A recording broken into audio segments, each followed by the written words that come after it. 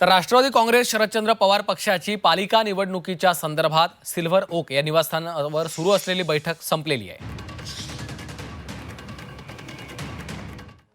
मध्ये जो संवाद होतो आणि तो मुक्त संवाद महाराष्ट्रामध्ये बाकीच्या राज्यांसारखी चुकीची राजकीय संस्कृती नाही, तर इथं कोणी पण सहजपणे एकमेकाशी बोलू शकतात।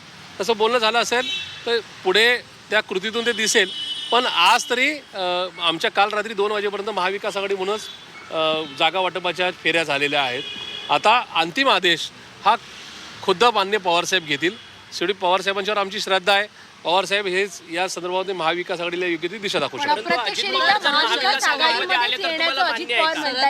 असं आहे की सन्माननीय अजितदादा महाराष्ट्राच्या कॅनव्हासवर महाविकास आघाडी झाली तर आनंद आहे, पण या ठिकाणी तसा प्रस्ताव आणणारा किंवा तसा प्रस्तावावर चर्चा करणारा त्या कॅटेगरीमध्ये मी नाही, त्याच्यामुळे हा माझ्या समोर विषयच नाही।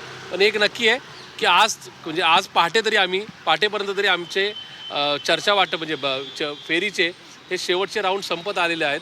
इथून पुढे जे काय प्रस्ताव येईल तो सिनियर लेव्हलवर। तसा जर प्रस्ताव आला आणि 2 राष्ट्रवादीची युती झाली तर तुम्हाला ती मान्य असेल तर शरद पवारांनी निर्णय घेतला तर? म्हणजे नेते आदरणीय पवारसाहेब आदरणीय सुप्रियता आहेत, त्याच्यामुळे ते काय आदेश देतात हा नका एकूणच येणाऱ्या काळातला नका औत्सुक्याचा किंवा उत्सुकतेचा विषय आहे। पण मान्य असेल मी साहेबांच्यावर श्रद्धा ठेवून इथं आलेलो आहे, त्यामुळे कुठेतरी मला काहीतरी मिळेल आणि नाही मिळालं तर मी नाही का त्या ठिकाणी रुसून जाईल अशा प्रकारचा माझा बिलकुल विषय नाही।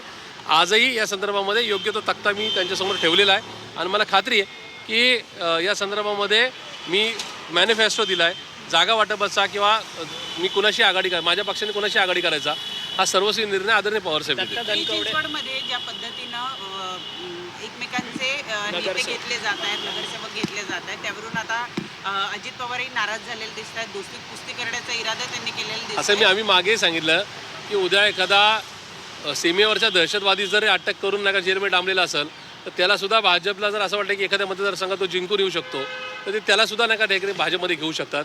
त्याच्यामुळे मित्र पक्ष असतील किंवा विरोधी पक्षातले बदनाम झालेले किंवा नाव कमवलेले नेते किंवा कार्यकर्ते घेण्यास ते मागे पुढे पाहत नाही, होलसेल रेटमध्ये ते घेत आहेत।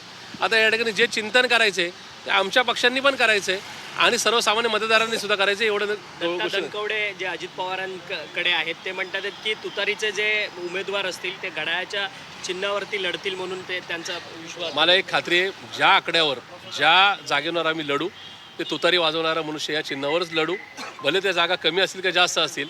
त्याच्यामुळे इतर कोण काय बोलतो त्याला मी काय फार काय महत्त्व देत नाही। महाविकास आघाडीचं तुम्ही म्हणताय की आम्ही एकत्र पद्धतीने लढवणे, अजित पवार यांच्या देखील एंट्रीची चर्चा आहे। तुमचे जे मित्रपक्ष आहेत काँग्रेस असेल किंवा शिवसेना असेल त्यांना हे मान्य असेल का? असं आहे की ती जी चर्चा आहे ती राज्य स्तरावरची चर्चा आहे, ती माझ्या स्तरावरची नाही आहे। पण काल अखेर तरी म्हणजे आज पहाटे तरी मी त्याचबरोबर काँग्रेस पक्ष म्हणजे मी अर्थात माझी टीम आमच्या राष्ट्रवादी काँग्रेस पार्टी शरदचंद्र पवार पक्षाची सगळी सिनियर टीम, काँग्रेस पक्षाची सिनियर टीम आणि उद्धव साहेबांच्या शिवसेनेची सिनियर टीम बसलेली होती।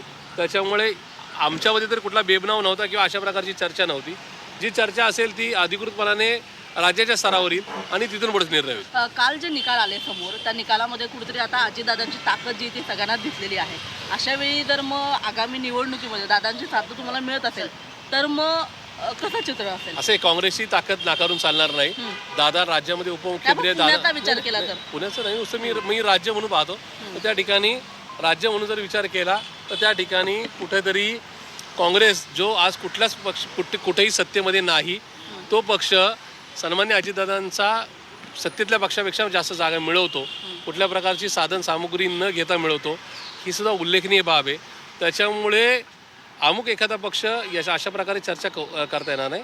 अर्थात या सगळ्या निवडणुकींच्या राजकारणामध्ये वेगवेगळे पर्याय असतात, पण त्याच्यामध्ये आज तरी आम्ही पाहतोय त्याच्यामुळे काँग्रेसला सुद्धा दुर्लक्षित करून चालणार नाही। नाही का त्यांच्या जागा जिंकल्या असतील त्यांचं मनापासून अभिनंदन।